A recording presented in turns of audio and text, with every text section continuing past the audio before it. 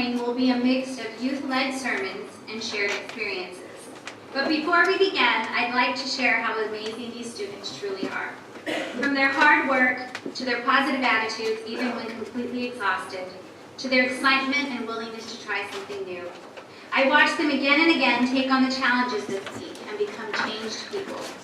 They represented College Parkway Baptist Church well, and each of them shined in their own amazing ways. I love each and every one of you, and I am so, so incredibly proud of you.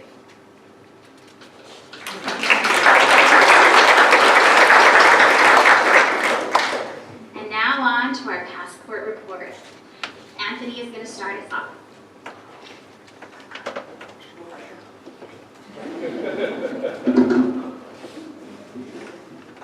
My grace is enough for you, because power is made perfect in weakness. 2 Corinthians 12:9. Do you ever feel like you have enough? Has God provided you with all that you need? Or do we live like selfish people, always needing more? Look at the balls in this jug. These balls represent all that God provides for us. As you can see, it is more than enough. So much that it's almost falling out of the jug. This represents the things that God provides for us in our life, like people, love, and for most of us here at this church, food and shelter. But as people, do we feel like we need more? Does it ever feel like it's not enough? Does the world tell us that we need the latest iPhones, shoes, or another video game? When we live like that, it begins to feel like what God has given us isn't enough.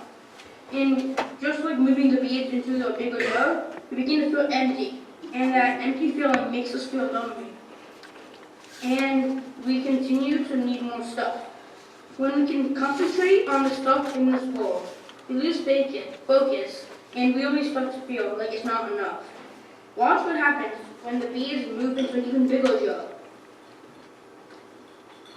The empty space grows, and it's harder to remember that God is enough, and God provides us with all that we need.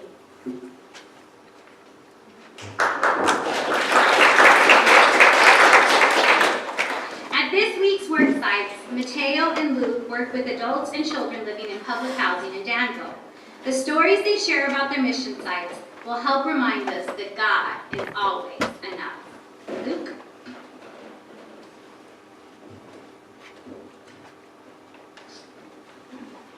This week at Passport, I worked in a public housing area, and we were like painting porches and like chipping away the old paint, and most of us were out playing with the kids. That we all got in a group and we just played.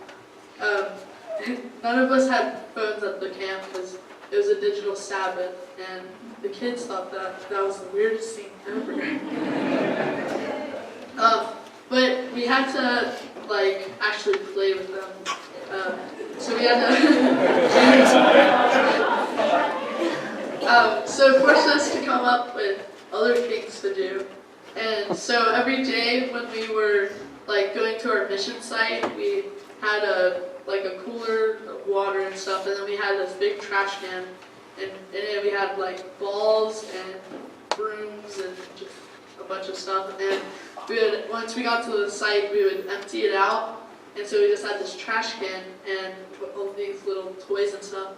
And we would take the trash can across the street, and all the kids would join around, and we had the ball, and we would play basketball with it. The trash can was the hoop, and it was just cool to see, like, even if you don't have a lot, that you can still make the best of the situation. It was like, it put back into the game that we had.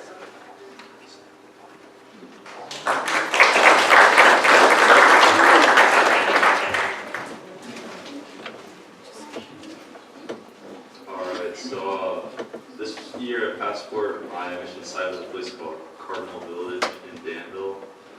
And so Cardinal Village was like started by this lady named Miss Constance, and one day she just went outside with a children's book and a picture of Kool-Aid, and a bunch of the neighborhood kids came, and she read the book to them, and she just gave them a little snack and some Kool-Aid. And the next day she did the same thing, and more kids came, and it actually grew into like this big like daycare. It's like the whole center of the community now. And so it's in like this poor community in Danville. And so this week we were helping her, like, I thought we were just gonna be playing with kids the whole time, but like she actually does more than that. She helps like beautify the neighborhood, like try to make it look better. So we actually had this big pile of mulch, and it was like, it's about the size, like you have 2 ice cream trucks parked next to each other. I think that's how big the mulch pile is. And so one day we were working on the pile of mulch, and I was running wheelbarrows, and there was these 3 little girls, and they're probably like 5 or 6 years old, and they left like the little playground part, and they came to help us with the mulch. And so obviously they weren't big enough to hold shovels, so they got these little, they're like metal ice cream scoopers, and they started scooping at the mulch pile and putting them in our wheelbarrows for us. And so they're helping us with that, and we had to take water breaks because the passport did us, but they didn't want to pass them out. So whenever we went to take a water break, they'd come with us, and then they call us all back and say, "All right, mulch crew, we're working again." And like the kids would be playing on the playground already, and one of the friends would be, I think one of their names was LaQuisha, and so one of the little girls would say, "LaQuisha, come on, we gotta go. We're part of the mulch crew. We gotta go with LaQuisha." That was really cute. And so then while we were taking like the wheelbarrows all the way around the neighborhood, and like filling up all these like new flower pots and stuff, or like flower beds, and it started raining while we were doing it. And so all the little girls started singing, "Rain, rain, go away." They sang, and after about 5 minutes it stopped raining, and they're freaking out. They realized that they had superpowers. And it just really like touched my heart to see that as young as they were, like they still wanted to make their neighborhood a better place, and they wanted to help out.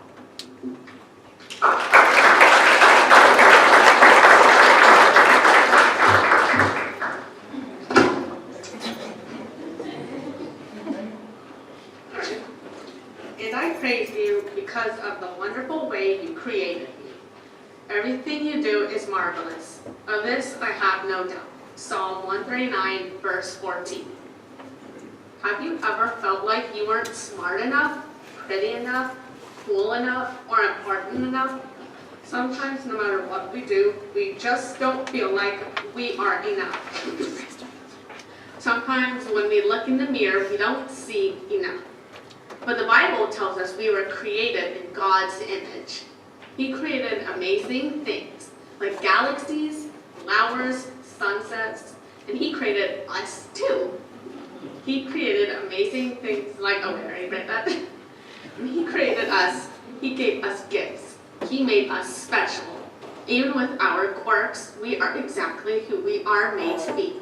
Yet even if we feel we are not good enough for this world, we need to remind ourselves that there is nothing we can do that would make God love us any less. This idea doesn't give us the right to not be our best selves, but God has grace for us when we fall short. He wants us to grow into the amazing people He created.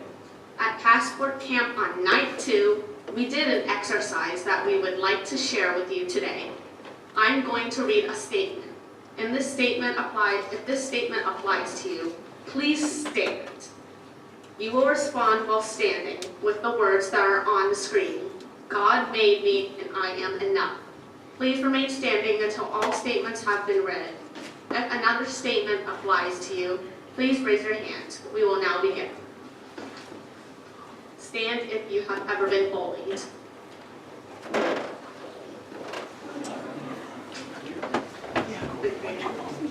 God made me and I am enough. Stand if you have ever been betrayed. God made me and I am enough. Stand if you have ever made a decision you regret. God made me and I am enough. Stand if you haven't fit in with the crowd. God made me and I am enough. Stand if you've ever hurt someone. God made me and I am enough. Stand if you've ever looked in the mirror and didn't like what you see. God made me and I am enough. Thank you. You may be seated.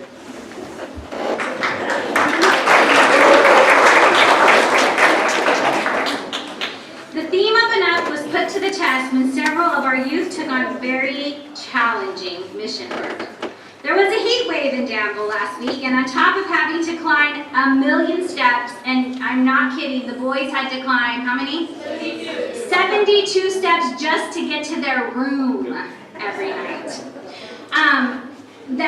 Many of our youth had to work in outdoor conditions in areas where there was no air conditioning. The group that Jim, myself, and Kayala participate in was working to create a bike path. And when I say create a bike path, that meant taking a completely wooded area, clearing it out using axes, shears, and leveling tools, and creating a path that didn't exist before.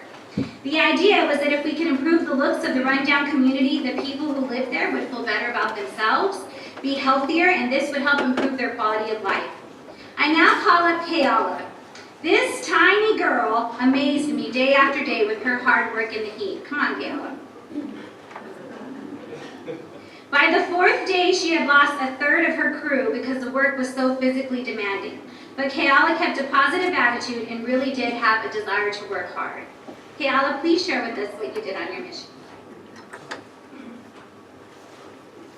So on the first day we got there, we were all like complaining because it was hot and we were just complaining a lot.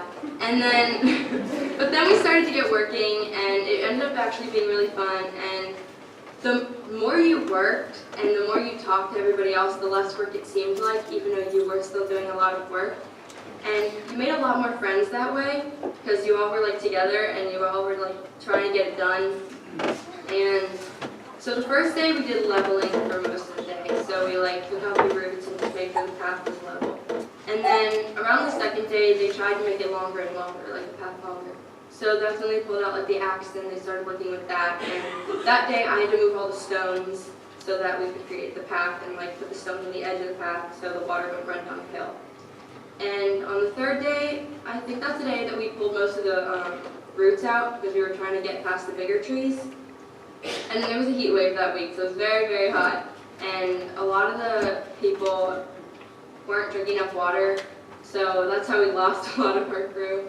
But people that stayed and kept working through it, when they got through it, they all were like happy because you could see a change. You could see the path getting longer, and they were like really proud of themselves because the path was getting longer. And yeah.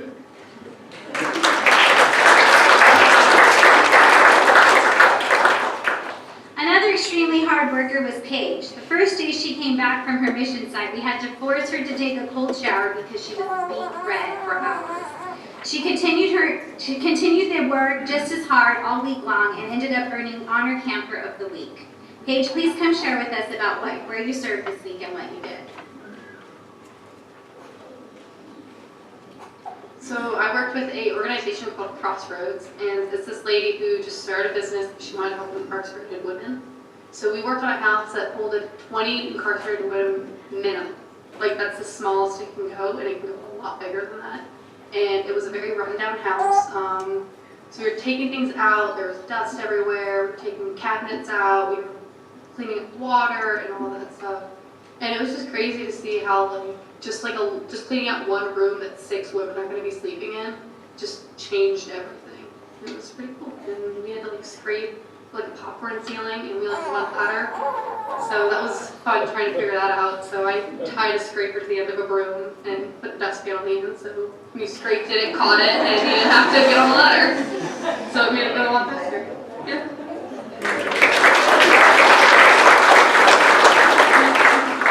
Now Luke will share with us our sermon topic for days 3 and 4.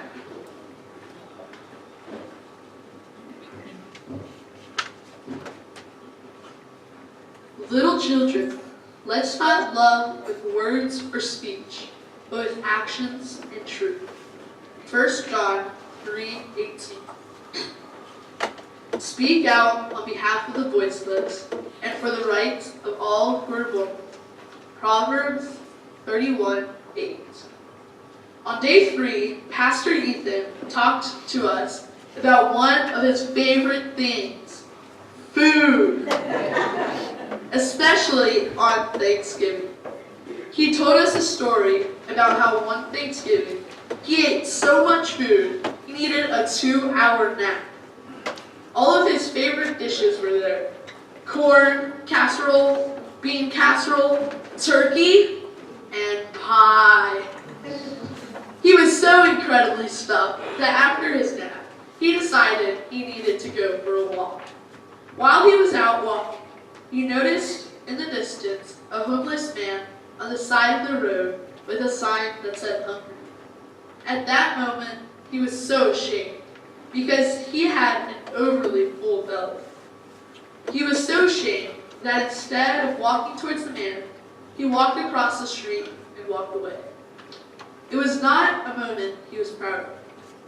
Several weeks later, he received a letter in the mail. It was from a friend who was getting ready to go on a mission trip overseas. The letter was asking for funds to help go on the mission trip. At the time, Pastor Ethan had $327.53 in his account. He knew he had some upcoming repairs for his car that needed to be done, and it was going to be a few more weeks till his paycheck.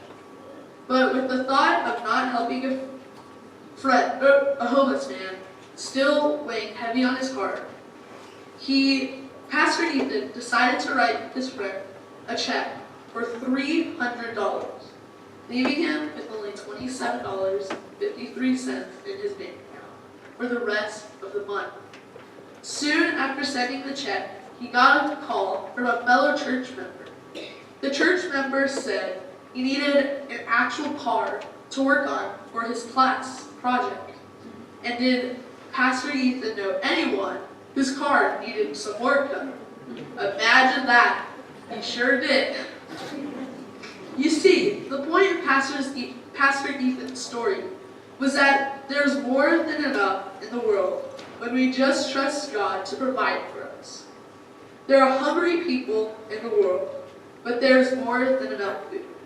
We just have to figure out how to distribute it. There's hurt people in the world, but there is enough love to combat it. We just have to be brave enough to reach out to others. There is injustice in our communities, and it is up to us to be bold enough to speak out for the voiceless. We might not have $300 to give to the world, but we have the ability today to love without boundaries and invite people into our circles. In devotions that morning, we talked about how God created us to show there is enough in the world by using our hands to do hard work, by using our hearts to show kindness and love, by using our eyes and ears to take the time to truly understand the needs of others, and using our mouths to speak the word of God, and to speak out for those who need us to fight the freedom. There is enough in this world, and there is all of us to help distribute that enough. What will we do about it? How will we stand up for those who need us? Can we be brave? Can we be bold? With God, we can.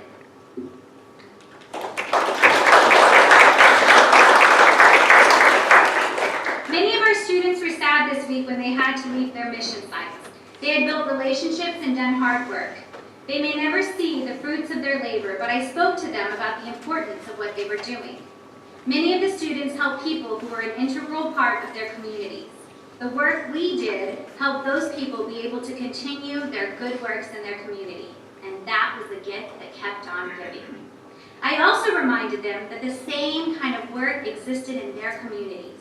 We just needed to pay attention and keep praying about where God can lead us.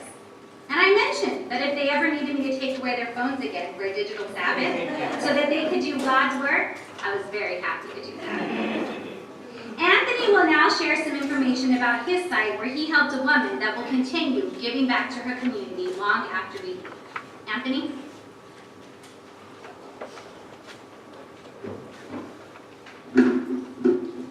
Okay, so my mission was to remodel Mrs. Howard's daycare and help the children, of course.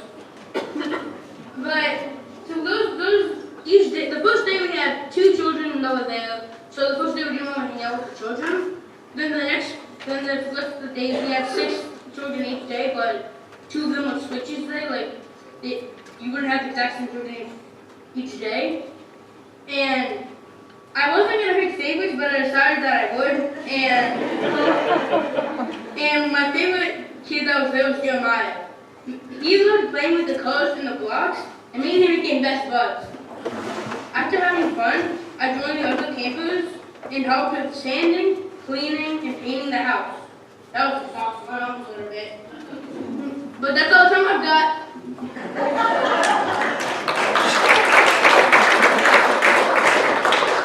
Our mission work also had a global impact. There are global issues that we as Christians are called to recognize and do something about. Isaac and his work at the Salvation Army did some work to help our global world.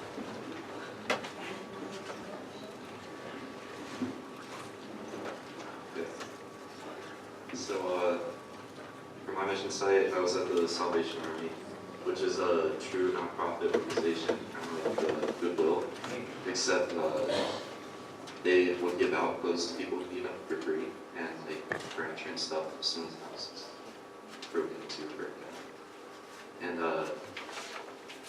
so instead of like doing hard labor and stuff like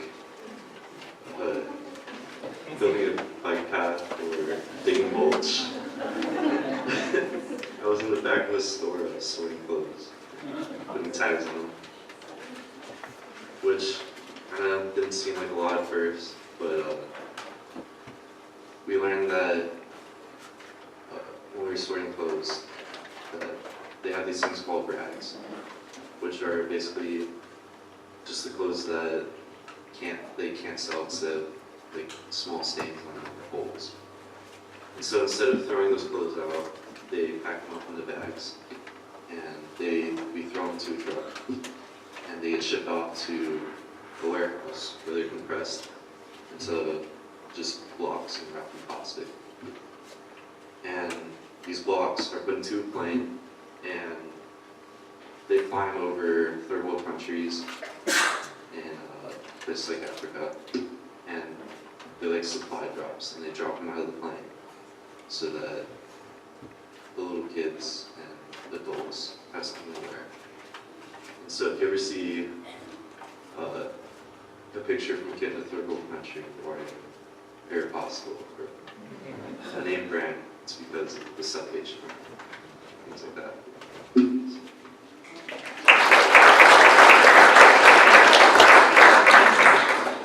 One special part of this year is that we had 3 seniors attend Passport Camp for their final time. Combined, they had over 23 years of Passport and mission trip experience. We would like to take a minute to hear from our seniors. Many of you over the years have sponsored or supported them with prayer and encouragement. Our seniors are Haley, who could not be here today, Mateo, and Paige. I will read to you what Haley sent me about Passport Camp. She said, "My time at Passport Camp was not only fulfilling, but also liberating and self-cleansing. I met lots of new people at my work site at the Salvation Army Center. We made flower beds, scrubbed walls, swept floors, painted 2 rooms, and sorted through lots of canned goods. I'm sad that it's my last time I will get to go as a camper, but I hope to apply to be a Bible study leader or an intern." And now we hear from Mateo and Paige.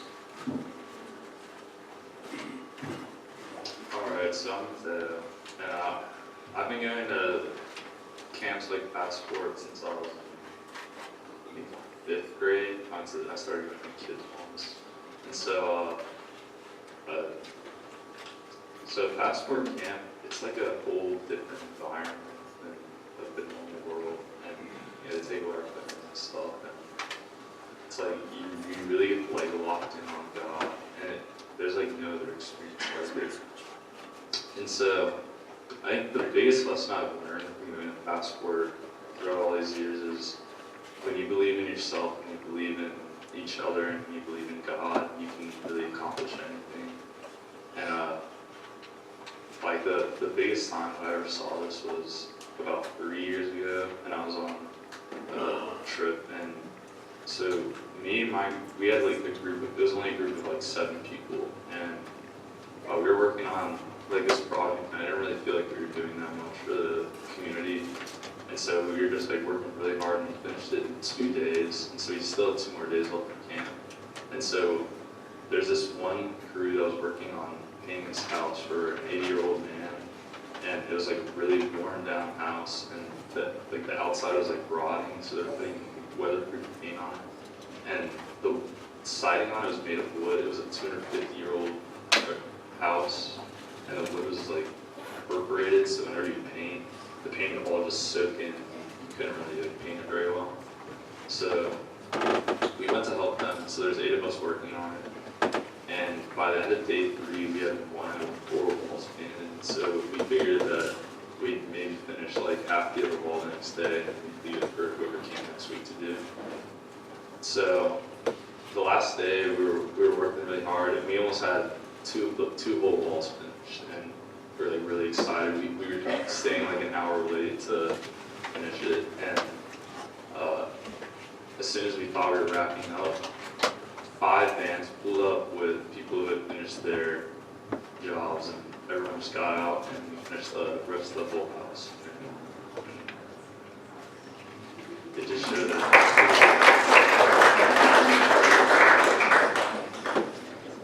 So I've gone to Passport about 9 years now, and it's sad being the last one because I mean you kind of get like an extended family when you go to Passport, and you get closer to your youth more. So it's also like such a great thing to do because you get to help a community that you're not really part of, but you know you're helping, and you get to see the improvement over the years that you go. Because they do like the same. We worked with Crossroads a couple of years ago, working on another house, and we got to stop by and see the organization and see how it's run. You get to put your handprint on the wall, so you're like forever there, and it's just cool because Passport's the only like organization that will help Crossroads. There's no other place that would help them because it's a nonprofit. Like they wouldn't get anything out of it. So it was cool.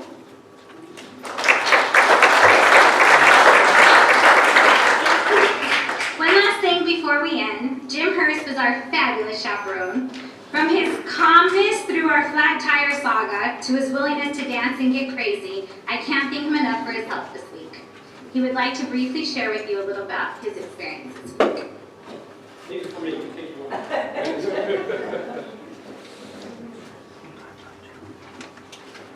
All right. First, let's talk a little bit about the kids. They were outstanding.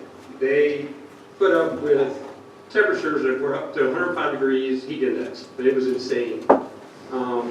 Yes, there was some complaining from all of us, including us, but overall, we saw what we did, and it meant something. It amounted to something.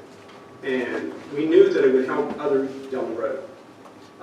Now, as individuals, one thing that was kind of cool was Paige and Mateo.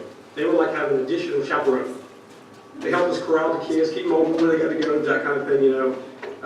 Mateo's easygoing attitude was always great to have. Instead of that other restaurant, like, you got, yeah, you girl, I'm back, yeah, we got you, you know. Then you got Paige, who has her stern look, like, if looks a kill, you know what would happen, you know. He had Isaac, which was cool, because Isaac has this quiet, soft personality, but when he had to speak up, he would. And Luke and Anthony knew that, so. Yeah, Haley was good all-around support. One thing I noticed with her was she must have made a big impact in the group she was in. People would just out of the way, coming up to her, hey, how you doing, Haley? Give her a hug and stuff. That was really good to see. Kayla, of course, I worked with her. I never saw her work like that before. It was pretty amazing to me as a parent.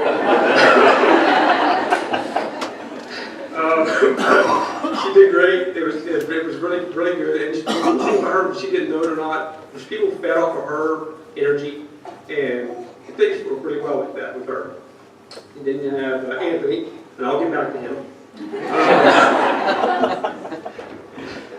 And Kenny and Luke. What was cool about both of them were they always had that smile on their face.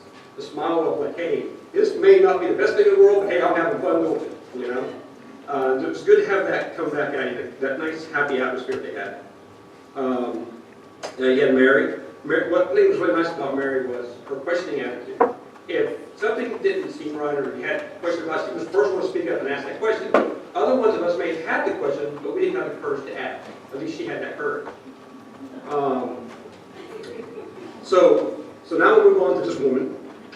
Of course, I'm open to the book, really use the book to now. All right. Paul, come on. Paul, come on. Your brother's too much. The instructor.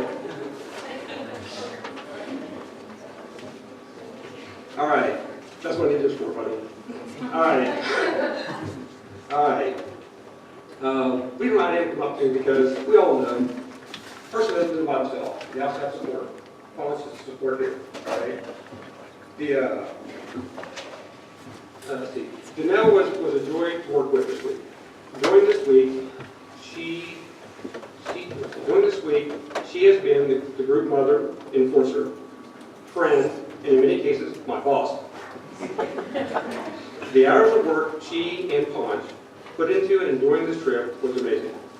Janelle's every waking moment, and probably resting moment, was thinking of the children, church, all of us, and family.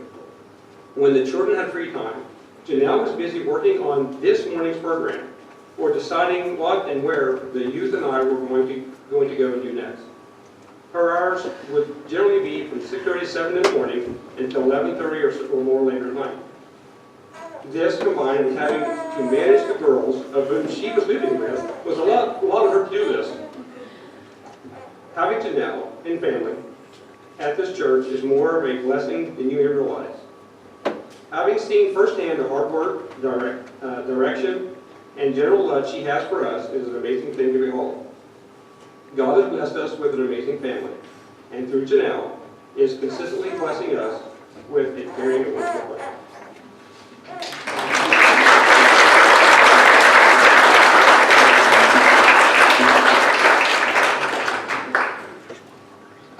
Okay. It is time for a song of commitment. Up. And Kaylee, you should.